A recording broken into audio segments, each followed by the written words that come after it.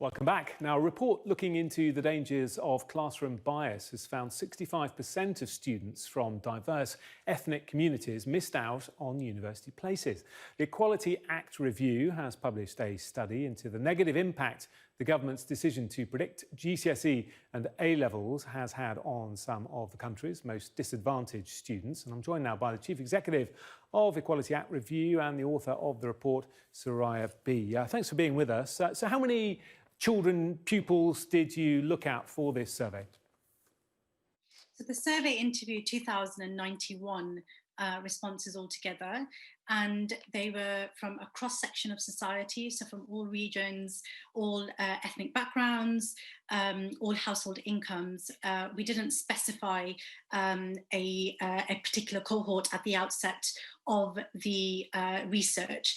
In fact, it was the findings that have indicated to us that there's a particular disproportionate effect for students from BAME backgrounds, lower household income backgrounds, and those that are from minority religious backgrounds too. So you're saying that their grades that they were predicted were lower than they should have been? Yes, absolutely. So the students felt that their grades were much lower than their potential. In fact, a large proportion, about 76%, said that their grades were underpredicted. A similar amount also said that their grades were predicted below the teacher prediction, so that the U-turn that the government announced in August was not effective for them either. So what are you saying ultimately here? Are you saying that teachers, schools are biased or even racist? We're saying that there's an inequality in the way that the grades were handled, in the way that the grades were administered this year. We're saying that there needs to be a close inspection of the grade prediction process for the year to come. So for next year, we're saying that for those students who were issued grades this academic year, there needs to be a clear, targeted approach for them. We understand that 33% felt that they could not appeal their grades, the schools did not allow them to appeal, and only 0.2% had a successful appeal that impacted their educational outcome. So their grades were increased enough to allow them to attend university or take up their university offer. Now, that suggests that the appeal process was also quite flawed.